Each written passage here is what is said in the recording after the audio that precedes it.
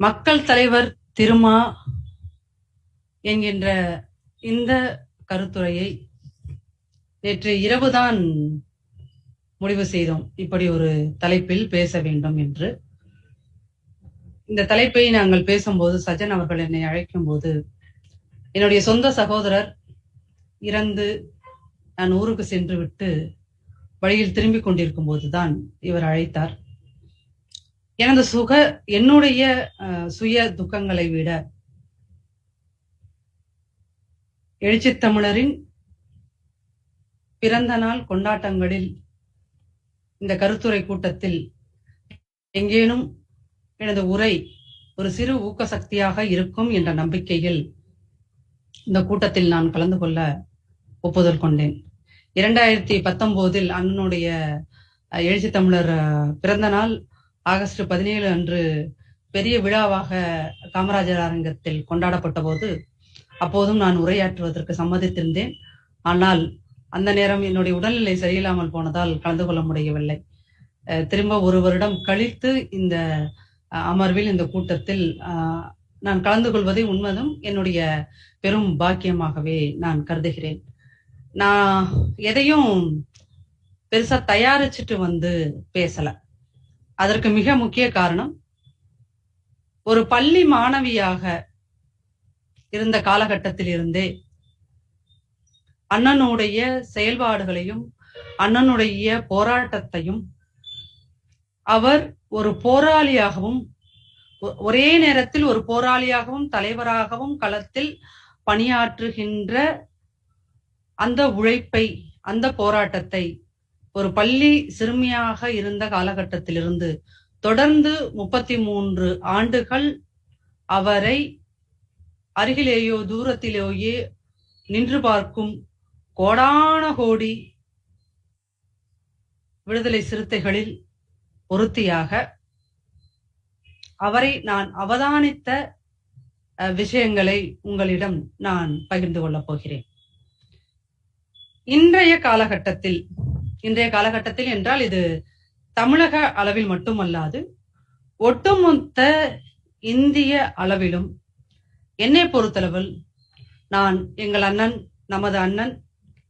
நமது தலைவர் திருமா அவர்களை இந்த தேசத்தின் தலைவராக, இந்த ஒட்டுமொத்த இந்திய மக்களின் தலைவராகத்தான் நான் பார்க்கிறேன்.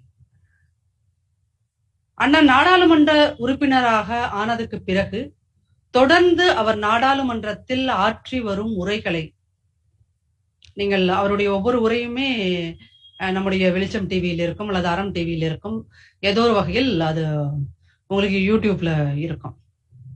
அவருடைய ஒவ்வொரு உரையையும் நீங்கள் கூர்ந்து கவனித்தீர்களானால் அவருடைய ஒட்டுமொத்த பேச்சு அல்லது அவரது உரை சொல்லுகின்ற விஷயங்கள் நிறைய. அதில் மிக முக்கியமாக நான் கருதுவது என்ன என்றால், எந்த ஒரு பிரச்சனையாக இருந்தாலும் அவர் அரசியல் தலைவராக யோசிப்பது இல்லை. அது மீனவர் பிரச்சனையாக இருக்கட்டும், சனாதன எதிர்ப்பாக இருக்கட்டும், இன்றைக்கு மிக முக்கிய பேசுபொருளாக மாறி இருக்கின்ற ஓபிசி இடஒதுக்கீடு பிரச்சனையாக இருக்கட்டும், அவர் நாடாளுமன்றத்தில் அந்த பிரச்சனையையே எடுத்து வைக்கும் போது அவர் ஒரு சராசரி அரசியல் தலைவராக நிற்பதில்லை. அவர் மக்களின் பக்கம் நின்று மக்களோட பிரச்சனைகளை தான் அந்த மக்களில் ஒருவராக நின்று இந்த 33 ஆண்டுகால களப்பணியில் அவர் எதை தெரிந்து கொண்டாரோ, எதை புரிந்து கொண்டாரோ அதை மிக நேர்மையாகவும் உண்மையாகவும் சொல்கிறார். புத்தர் சொல்வது போல் உண்மைக்கு மட்டும்தான் வெளிச்சம் இருக்கிறது, உண்மைக்கு மட்டும்தான் சக்தி இருக்கிறது. அவருடைய நாடாளுமன்ற உரைகளில் ஒவ்வொன்றையும் நீங்கள் எடுத்து பார்த்தால் அது ஒரு ஆய்வு மாணவரின் ஆய்வறிக்கைக்கு கிட்டத்தட்ட அந்த சாயலை கொண்டிருக்கிறது. அத்தனை விவரங்கள் அதில் கொடுக்கப்பட்டிருக்கும். ஒரே நேரத்தில் ஒரு அரசியல் தலைவர் ஒரு ஆய்வு மாணவரை போலவும் பேசுகிறார், ஒரு மக்களின் தலைவராகவும் நின்று பேசுகிறார். ஒரு மக்களின் தலைவராக நின்று பேசுவது, அதுவும் தொடர்ந்து 33 ஆண்டுகள் ஒரு மக்களின் தலைவராகவே நின்று பேசுவது என்பது பழக்கத்தினால் வருவது அல்ல, அது தன் இயல்பில் இருந்து வருவது. வள்ளுவர் சொல்கிறார், நீங்கள் மக்கள் தலைவன் என்று யாரை சொல்லுவீர்கள் அப்படின்னு கேட்டீங்கன்னா நம்ம எல்லாத்துக்குமே வள்ளுவரை தான் உதாரணம் சொல்றோம். அப்ப அவர் சொல்றார், கருவியும் காலமும் செய்கையும் செய்யும் அருவினையும் மாண்டது அமைச்சு. கருவி, காலம், செய்கையும் செய்யும் அருவினையும். அருவினை அப்படின்னா நுட்பமான விஷயங்கள், இதெல்லாம் சேர்ந்ததுதான் ஒரு தலைவர். இந்த 5 விஷயங்களையும் உள்ளடக்கியவர் தான் ஒரு தலைவர். இவர் தான் ஒரு பெரிய எக்ஸிகியூட்டிவ், இவர் தான் ஒரு பெரிய லீடர் அப்படிங்கிறார். வள்ளுவர் திருமா என்கின்ற மக்கள் தலைவனை பார்ப்பதற்கு முன்னாடியே 2000 ஆண்டுகளுக்கு முன்னாடியே, 2500 ஆண்டுகளுக்கு முன்னாடியே இந்த தமிழகத்தில், இந்த தமிழ் மண்ணில் இப்படி ஒரு மக்கள் தலைவன் உருவாவான் என்கின்ற ஒரு தொலைநோக்கு சிந்தனைகள் எழுதிய குரலாக இது இருக்கலாம். அதே அதிகாரத்துல வள்ளுவர் சொல்லிட்டு வருவார், வன்கண் குடிகாத்தலும் கற்றறிதல் ஆள்வினையோ ஆள்வினையோடனைந்தன் மாண்டது அமைச்சு. வன்கண்ணா மன உறுதி.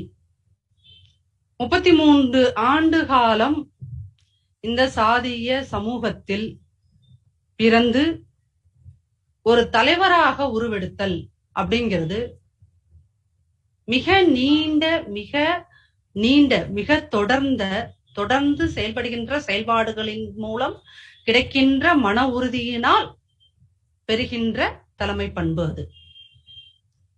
அந்த தலைமை பண்பை வைத்து அவர் தனக்கு சொத்து சேர்த்துக் கொள்ளவில்லை, தன்னுடைய குடும்பத்தை அவர் பாதுகாத்துக் கொள்ளவில்லை, தனக்கென்று வாரிசுகளை உருவாக்கி அந்த வாரிசுகளை மத்திய அமைச்சு பணிகளில் அமர வைப்பதற்கான வேலைகளை அவர் பார்க்கவில்லை. என்ன செய்கிறார்? தன் வன்கண், தன்னுடைய மன உறுதியின் மூலம் தன்னுடைய சமூக நலனை பேணுகிறார். தன்னுடைய சமூக நலன் அப்படின்னா தான் பிறந்து வளர்ந்த சமூகத்துக்காக மட்டுமா திருமா என்கின்ற மக்கள் தலைவர் பேசுகிறார்? தான் பிறந்து வளர்ந்த சமூகத்துக்காக மட்டுமா நாடாளுமன்றத்தில் அவர் குரல் கொடுக்கிறார்? தான் பிறந்து வளர்ந்த இந்த சமூகம் சொல்கிறது போல் அவர் ஒரு சாதிய தலைவராக இருந்தார், அத்தனை விஷயங்களும் பேசுகிறார். அப்படி தன்னுடைய சாதிக்காக பேசக்கூடிய தலைவராக இருந்திருந்தால் அவர் 2019 பிப்ரவரியில் தேசம் காப்போம் மாநாடை திருச்சியில் நடத்தியிருக்க முடியாது. அன்றைய காலகட்டத்தில் RSSன் அரசியல் அணியான பாஜக இந்திய அளவில் மிக பாதகமான சட்டங்களை எல்லாம், CAA உள்ளிட்ட நிறைய சட்டங்களை, மசோதாக்களை அவை கொண்டு வந்தபோது அதை இந்திய அளவில் தான் பெரிய கட்சியாக இல்லாவிட்டாலும் தனி ஒரு தலைவனாக நில்லாமல் மக்களை நம்பி அந்த அரசை எதிர்த்தார். தேசம் காப்போம் மாநாடோட மொத்த வீடியோவும் உங்களுக்கு வெளிச்சம் டிவில இருக்கும், இல்லாட்டா யூடியூப்ல உங்களுக்கு கிடைக்கும், அறம் டிவில கூட கிடைக்கும். ஒரு மக்கள் தலைவன் எப்படி உரையாற்ற வேண்டும்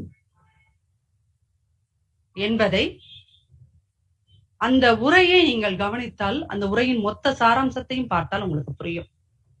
அன்றைய தேதியில் திமுக அமைப்பு செயலாளர் திரு RS பாரதி அவர்கள் நீதிபதி பதவி என்பது தலித் மக்களுக்கு கலைஞர் போட்ட பிச்சை அப்படிங்கிற ஒரு விஷயத்த சொல்லியிருப்பாரு. அது அன்று பெரிய விஷயமாக, பெரிய சர்ச்சைக்குரிய ஒரு விஷயமாக கருதப்பட்டது. அந்த நேரத்தில் ஊடகங்கள் எல்லாம் இது குறித்து திருமா எதுவும் சொல்லவில்லையே என்று புகார் பட்டியல் வாசித்துக் கொண்டிருந்த ஒரு நேரத்தில் தான் தேசம் காப்போம் மாநாட்டில் பதில் சொல்கிறார், இது யார் போட்ட பிச்சையும் அல்ல, அரசியல் அமைப்பு புரட்சியாளர் அம்பேத்கர் உருவாக்கிய அரசியல் அமைப்பு கொடுத்த உரிமை, இது எங்கள் அரசியல் உரிமை என்று அவர் ஒரு உடல் மொழியோடு சொல்லுவார். அதை பார்க்கும்போது ஒன்றே ஒன்றுதான் தோன்றும், இதுதான் அறிவுக்குடிகளின் பலம். திருமா என்கிற ஒரு தலைவர் அன்றைய தேதியில், அன்றைக்கு அதே திருச்சி மாநாட்டில் லட்சக்கணக்கான விடுதலை சிறுத்தைகள் கூடியிருந்த கூட்டத்தில் இந்த ஒரு முரணான கருத்தை கூறிய கட்சிக்கு எதிராகவோ அல்லது அந்த கருத்தை கூறியவருக்கு எதிராகவோ ஒரு வார்த்தை பேசியிருந்தாலும் அன்று நாம் எல்லோருமே ஆற்றுகின்ற எதிர்வினை வேற மாதிரியாக இருக்கும். நம்மளுடைய மன உணர்வுகளை புரிந்து கொண்ட ஒரு தலைவராக அன்று சொல்லுவார் அவர், இது புரட்சியாளர் அம்பேத்கர் கொடுத்த அரசியல் உரிமை, இது யார் போட்ட பிச்சையும் இல்லை. நீங்கள் இப்படி யோசித்து பாருங்கள். அதே தலைவர், அதே திமுகவை சேர்ந்த RS பாரதி அவர்கள் நம்மை அல்லாது வேறொரு சாதியை குறிப்பிட்டு இந்த மாதிரி ஒரு வசனத்தை பேசியிருந்தால், நம் தலைவர் திருமா மாதிரி இல்லாத வேறொரு தலைவர் அங்கு இருந்திருந்தால் எத்தனை குடிசைகளை கொளுத்தி இருப்பார்கள்,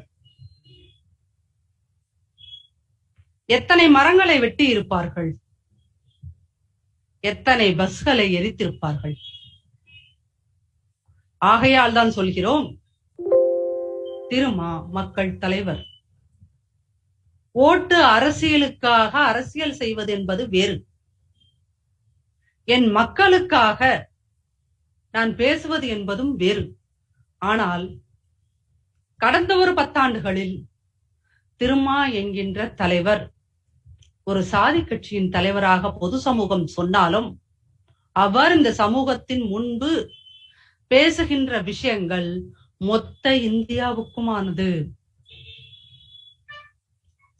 சனாதன எதிர்ப்பு அப்படிங்கிற ஒற்றை வார்த்தையை இந்த தமிழ் மண்ணில் கடந்த சில ஆண்டுகளாக இந்த பாஜகவுக்கு எதிராக பேசுகின்ற ஒரே தலைவர் திருமா மட்டும்தான்.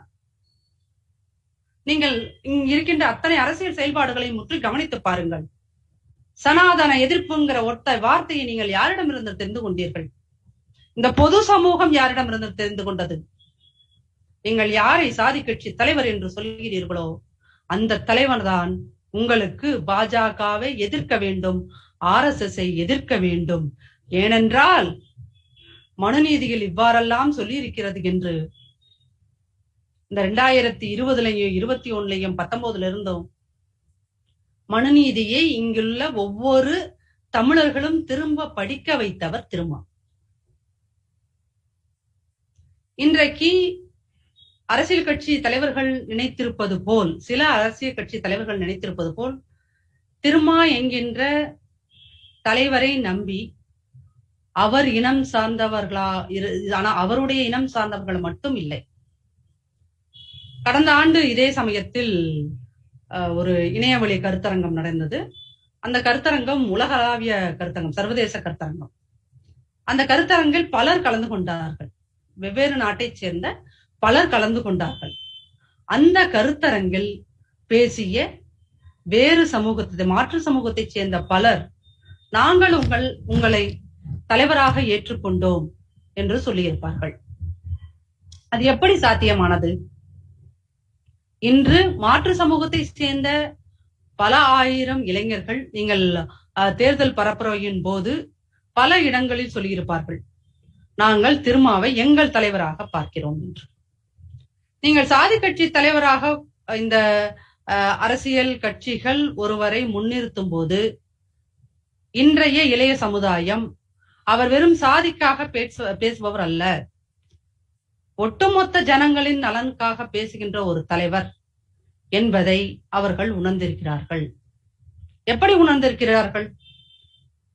2019 இந்த லாக்டவுன், 2020 லாக்டவுன், 2020 மார்ச்ல இருந்து லாக்டவுன் வந்துட்டே இருக்கு. இந்த லாக்டவுன் காலத்தில் வேலை பார்த்த அரசியல் தலைவர்கள் யாராவது நீங்க சொல்ல முடியுமா? ஆனால் இணையத்தின் வழியாக தினமும் தன் மக்களோடு மக்களாக பேசிக்கொண்டே இருந்தவர் திருமா என்கிற ஒற்றை தலைவர் மட்டுமே. தொடர்ந்து தினமும் அவர் பேசுவதை பார்த்த பிறகுதான் மற்ற பெரிய கட்சி தலைவர்கள் எல்லாம் ஜூம்னு ஒரு ஆப் இருக்கு, அந்த ஆப் வழியா நம்ம எல்லாத்தோடையும் கனெக்ட் ஆக முடியும், விர்ச்சுவலா அவங்களோட பேச முடியும் அப்படிங்கறத தெரிஞ்சுக்கிட்டாங்க. அதன் பிறகுதான் அவர்கள் பேச ஆரம்பித்தார்கள். அந்த காலகட்டத்தில் அமைப்பாய் திரள்வோம் புத்தகம் குறித்து விடுதலை சிறுத்தைகள் கட்சியின் வெவ்வேறு அமைப்புகள் தொடர்ந்து கூட்டம் நடத்தி கொண்டிருந்தார்கள் இணைய வழியில். அதில் தினமும் அண்ணன் அவர்கள் கலந்து கொள்வார்கள். அவர் கலந்து கொள்ளும் போது எப்படி இருக்கும் என்றால், ஏதோ ஒரு ஊருக்கு அவர் சென்றிருப்பார்.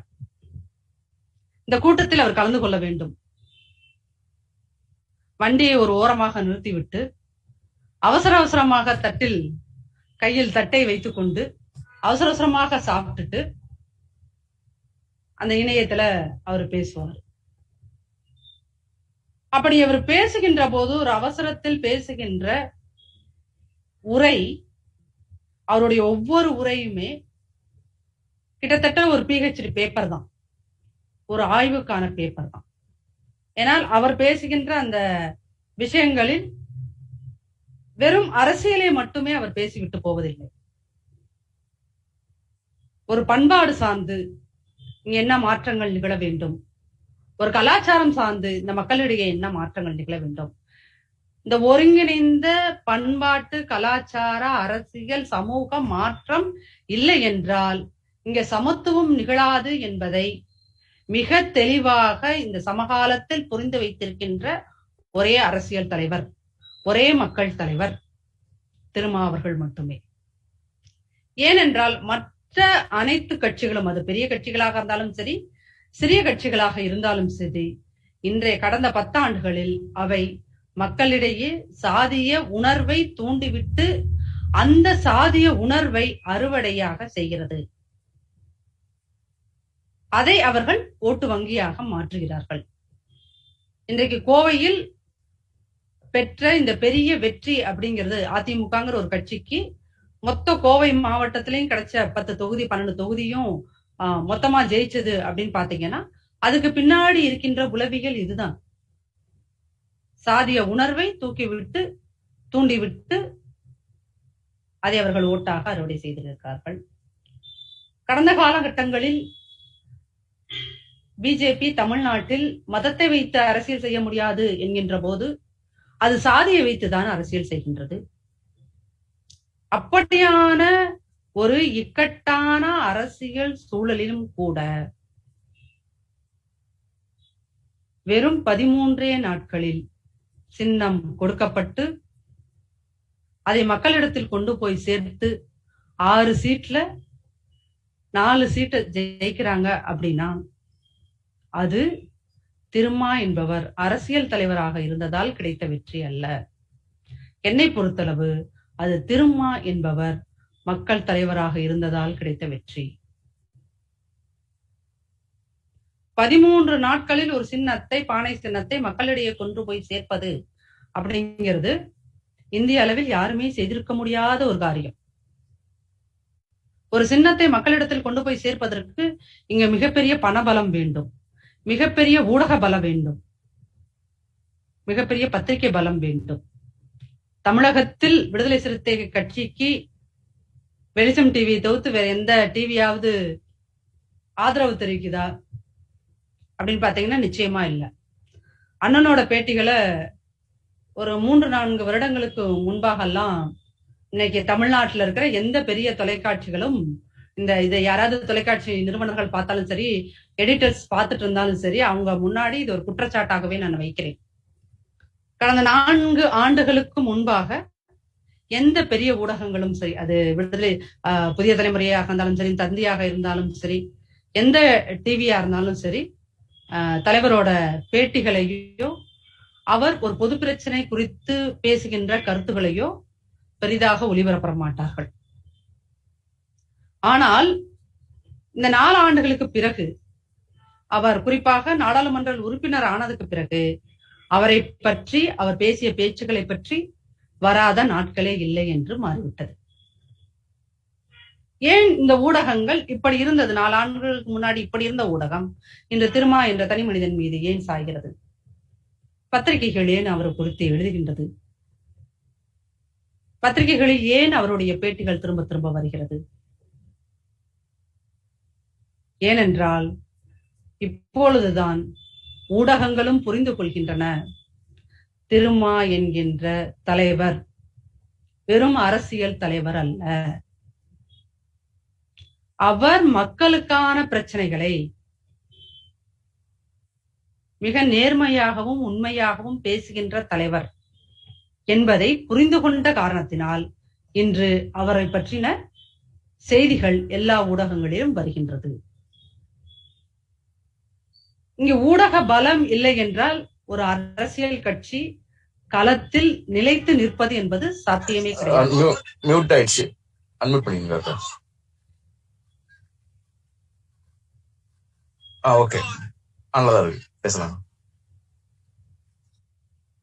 ஊடக பலம் இல்லை என்றால் இங்கு அரசியல் கட்சிகளை நடத்தவே முடியாது என்ற நிலைமைதான் குறிப்பாக தமிழ்நாட்டில் உருவாகியுள்ளது.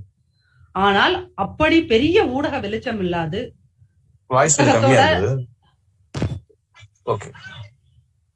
உங்க சைடுல ஏதாவது ப்ராப்ளம் இருக்கலாம்.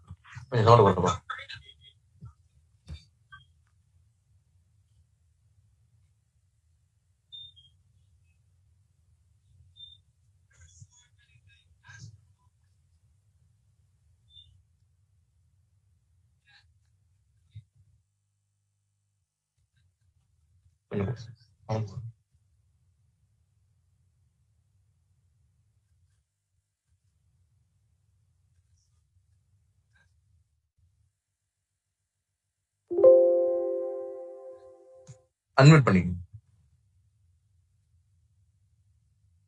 பண்ணிக்கங்க. ஓகே. ஊடக பலம் இல்லாது இங்கு கட்சிகள் நடத்தப்பட முடியாது என்ற சூழ்நிலை குறிப்பாக தமிழ்நாட்டில் அதிகரித்திருக்கின்ற ஒரு சூழ்நிலையில் எந்த பெரிய ஊடகங்களின் ஆதரவும் இல்லாமல் ஒரு கட்சி கொடுக்கப்பட்ட 6 இடங்களில் 4 இடங்களில் வெற்றி பெறுகிறது என்றால் அதற்கு மிக முக்கிய காரணம் திருமா என்கின்ற தலைவர் மக்கள் தலைவராக அறியப்பட்டதுதான். குறிப்பாக இளம் தலைமுறையினரிடத்தில் அவர் ஒரு சமகால அரசியலில் அறிவும் ஆற்றலும் திறமையும் நேர்மையும் உண்மையும் இருக்கின்ற ஒரே தலைவராக புரிந்து கொள்ளப்பட்டிருக்கிறார். இதை மிகைப்படுத்தி சொல்லவில்லை. ஏனென்றால் இந்திய அளவில் தலித் மக்களின் நலனுக்காக பேசுகின்ற பல தலைவர்கள் பாஜகவிடம் சரணடைந்த போது திருமா என்கின்ற ஒற்றை தலைவர் தான் மொத்த இந்தியாவிலும் சனாதனத்தையும் பாஜகவையும் RSSஐயும் எதிர்த்து தொடர்ந்து குரல் கொடுத்துக் கொண்டிருக்கின்றார். அதுதாங்க ரொம்ப முக்கியம். ஒரு நாள் குரல் கொடுக்கிறது, 2 நாள் கொடுக்கிறது, 1 மாசம் கொடுக்கிறது, 2 மாசம் கொடுக்கிறது, இன்னொரு பெரிய இஷ்யூ வந்த அன்னைக்கு அமைதியா இருக்கிறது, இன்னொரு இஷ்யூக்கு மட்டும் நாம் பேசுறது அப்படி இல்லை. நான் தொடர்ந்து இந்த சனாதானத்தை எதிர்க்கிறேன், தொடர்ந்து நான் RSSஐ எதிர்க்கிறேன், தொடர்ந்து நான் பாஜகவை எதிர்க்கிறேன் என்பது எந்த இடத்திலிருந்து ஒரு மக்கள் தலைவனுக்கு அந்த மன உறுதி வரும் என்றால் தான் கொண்ட கொள்கையில் நேர்மை இருக்கின்றது, தான் கொண்ட கொள்கையில் உண்மை இருக்கிறது என்று எந்த தலைவர் ஆழமாக நம்புகிறாரோ அவரால் தான் தொடர்ந்து பேச முடியும். இந்தியாவில் இத்தனை தலைவர்கள் இருக்கிறார்கள், ஏன் இவர்கள் அனைவரும் காங்கிரஸ் உள்பட தமிழ்நாட்டில் பெரிய கட்சிகளாக இருக்கின்ற அதிமுக திமுக உள்பட இந்திய அளவில் பெரிய கட்சிகளாக இருக்கின்ற அனைத்து கட்சிகளிலேயே ஒவ்வொரு மாநிலத்திலும் இருக்கின்ற பெரிய கட்சிகள் ஏன் தொடர்ந்து பாஜகவை எதிர்த்து இத்தனை பெரிய கொடுமைகள் எல்லாம் நடந்த பிறகும் ஏன் அவர்களால் உறுதியாகவும் தொடர்ந்தும் எதிர்க்க முடியவில்லை? அவர்கள் எல்லோருக்கும் அரசியல் கணக்கீடு இருக்கிறது. அவர்கள் எல்லோருக்கும் தான் முதல்வராக வேண்டும், இந்த அரசியலில் தொடர்ந்து நிலைத்திருக்க வேண்டும், தொடர்ந்து சம்பாதிக்க வேண்டும் என்கின்ற ஒரு ஒற்றை சுயநலன் இருக்கின்றது. அந்த இடத்தில்தான் திருமா என்கின்ற தலைவர் எனக்கு பதவி பெருசில்லை என்று ஒரு 3 லட்சம் மக்கள் கூடியிருக்கின்ற இடத்தில் ஓபன் ஸ்டேட்மெண்ட் கொடுக்கிறார். நான் சனாதனத்தை எதிர்ப்பேன், இந்த RSS எதிர்ப்பேன், பாஜகவை எதிர்ப்பேன், எனக்கு பதவி பெருசல்ல, நான் கொண்ட கொள்கை முக்கியம். பொதுமக்கள் குழுமி இருக்கின்ற பொது மேடைகளில் பேசி செல்வது மிக சாதாரணம்தான்.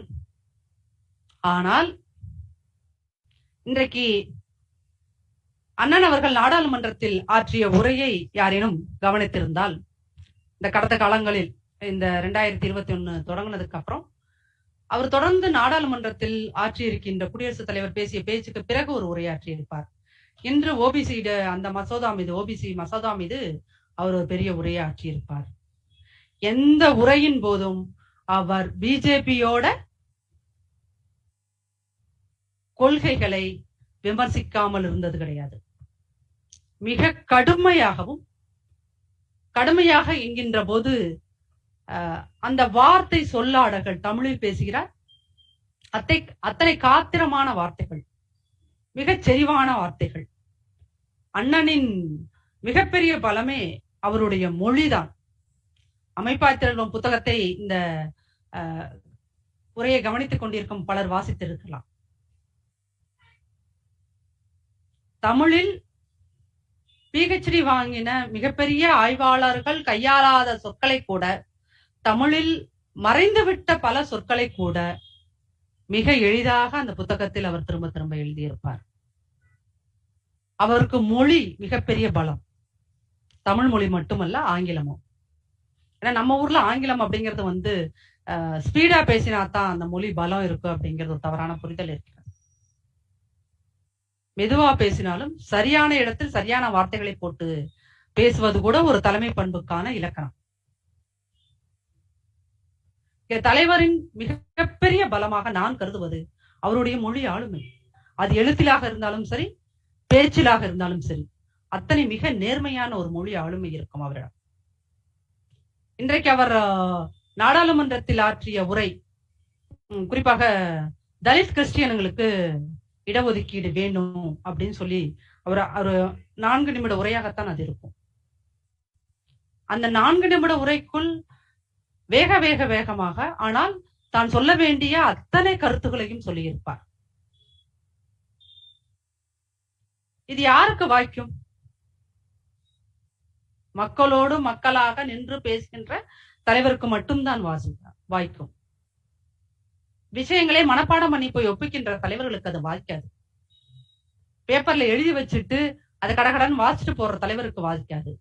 இது ஏன்னா 33 வருடமாக ஒரு தனி மனிதன் தன் குடும்ப சுகங்களை துறந்து மக்களுக்காக வாழ்கின்ற ஒரு தலைவர்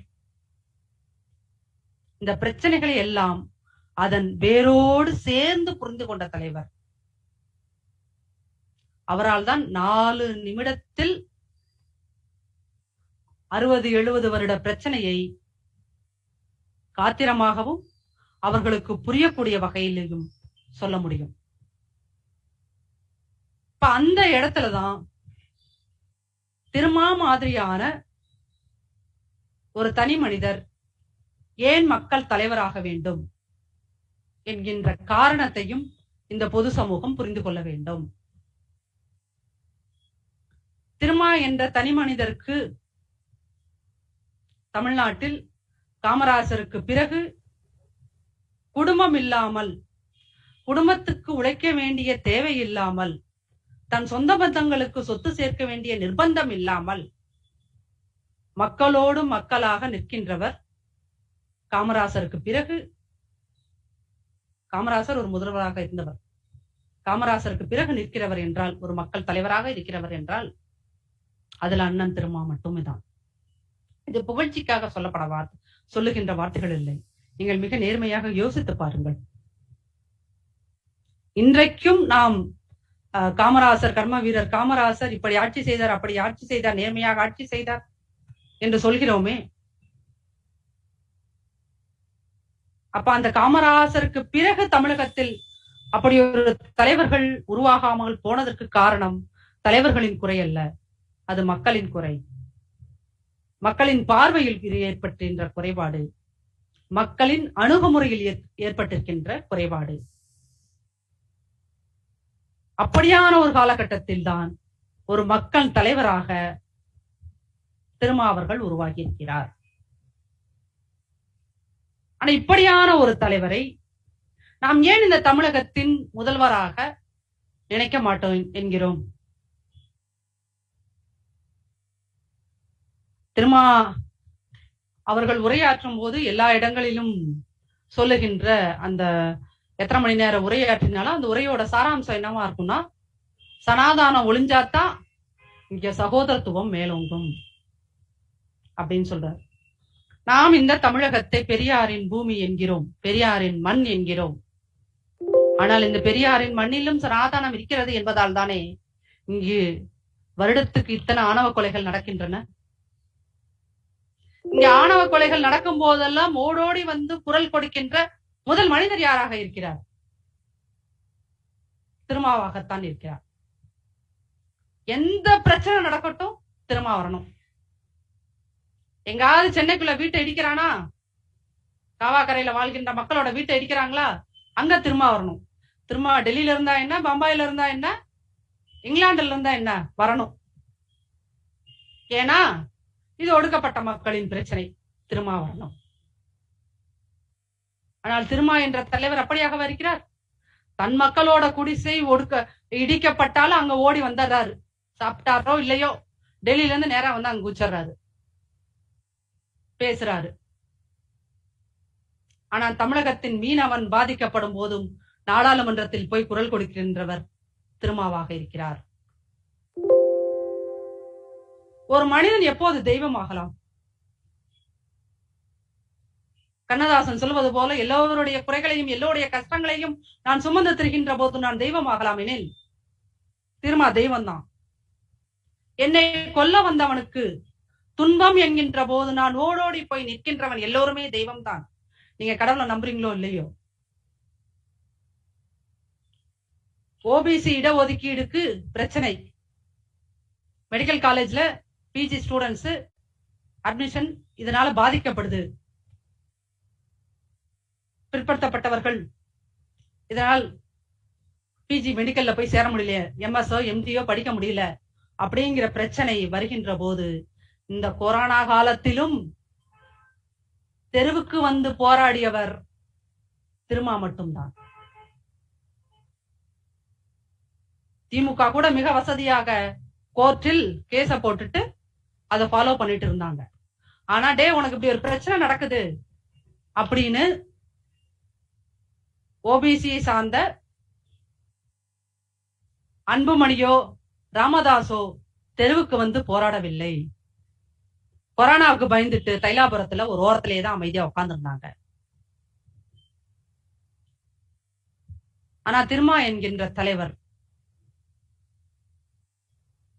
அப்படி அமைதி காக்கவில்லை.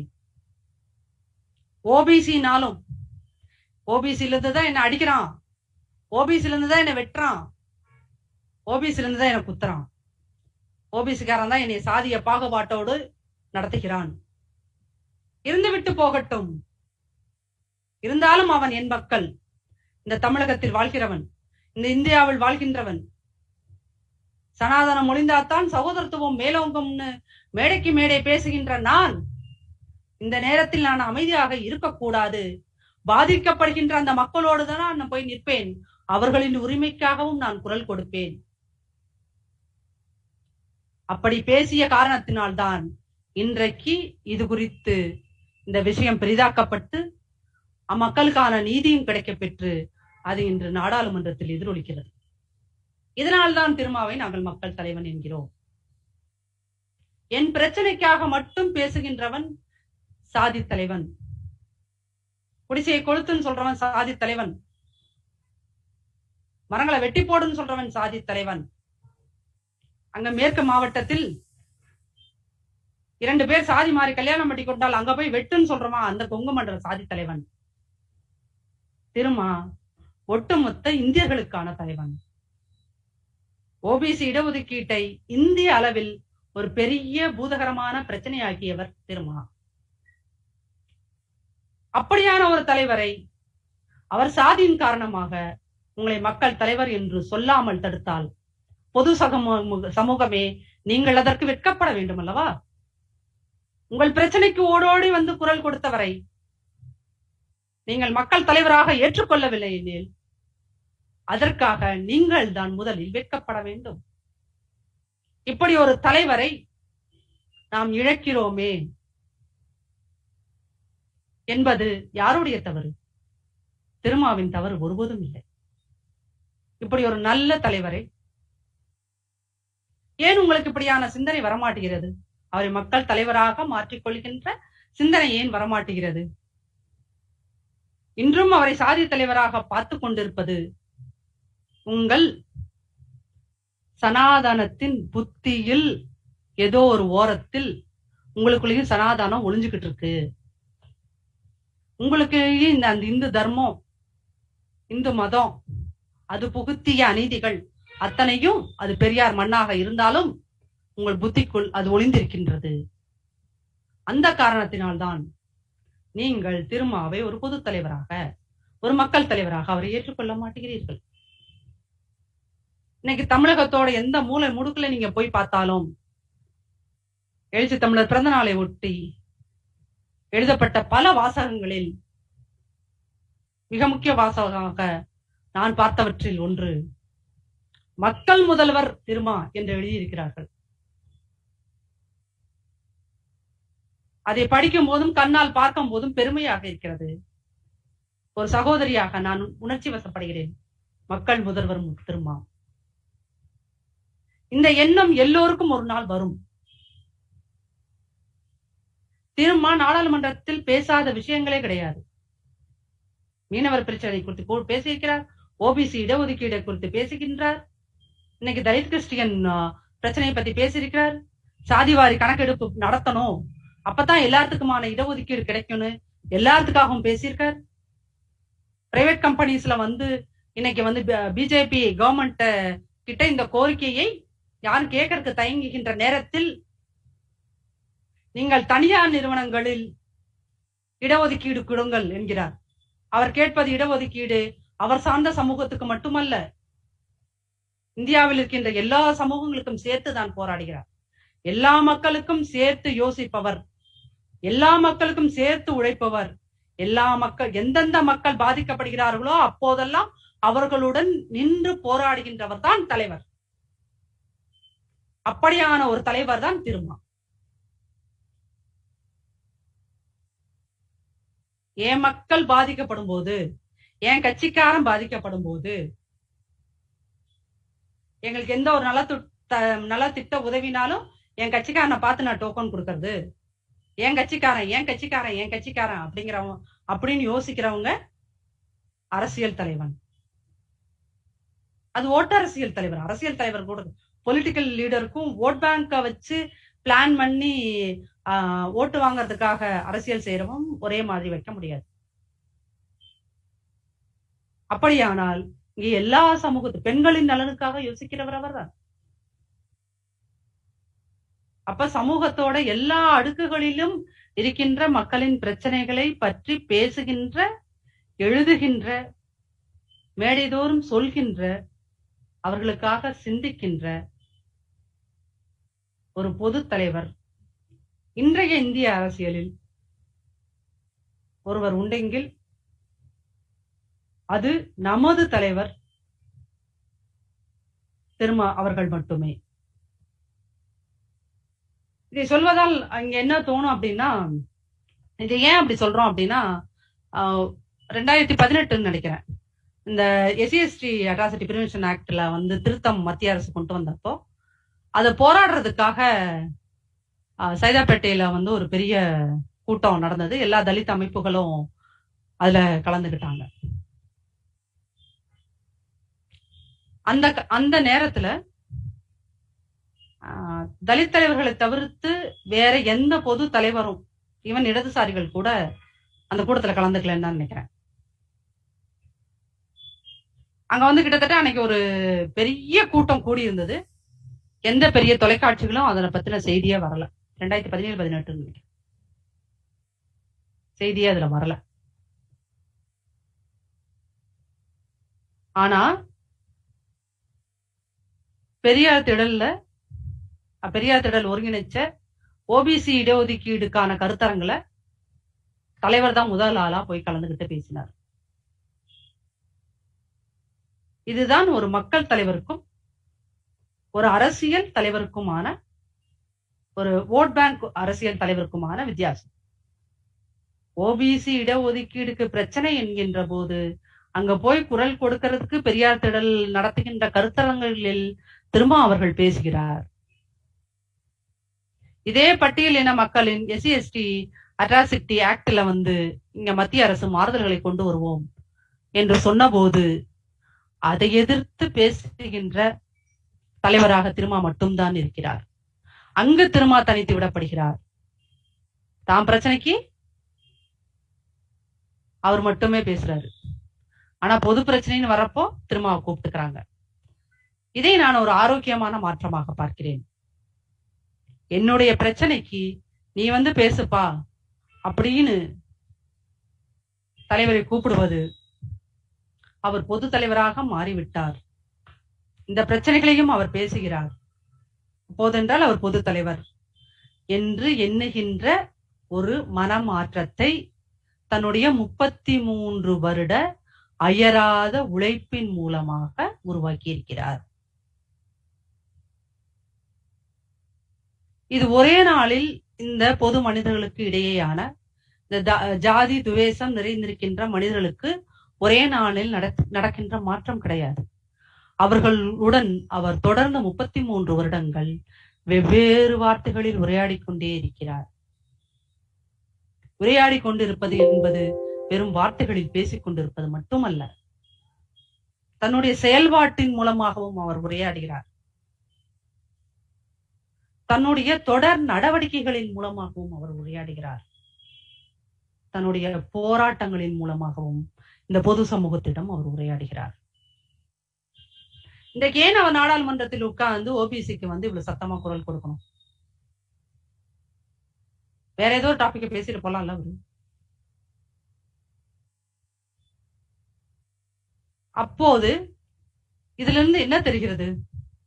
எல்லோருக்குமான பிரச்சனையை பேசுகின்ற ஒற்றை தலைவராக இந்தியாவும் முழுக்க பரிணமித்திருக்கின்ற ஒரு ஆளுமை, ஒரு ரொம்ப பெரிய பர்சனாலிட்டி அப்படின்னா அது தலைவர் திருமா அவர்கள் மட்டுமே.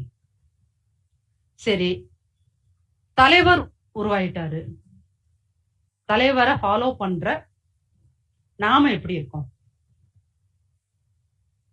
ஏனென்றால் அவர் ஒரு தலைவராக நம்மோடு அவர் எப்படி உரையாடி கொண்டிருக்கிறார்? அது ரொம்ப முக்கியம் இல்லையா? இன்றைக்கு திருமா என்கின்ற ஒற்றை மனிதரின் ஒரு பெரிய அரசியல் எழுச்சியின் காரணமாக நம் மீதான ஒடுக்குமுறைகள், அடக்குமுறைகள், சாதிய பாகுபாடுகள் குறைந்திருக்கிறது.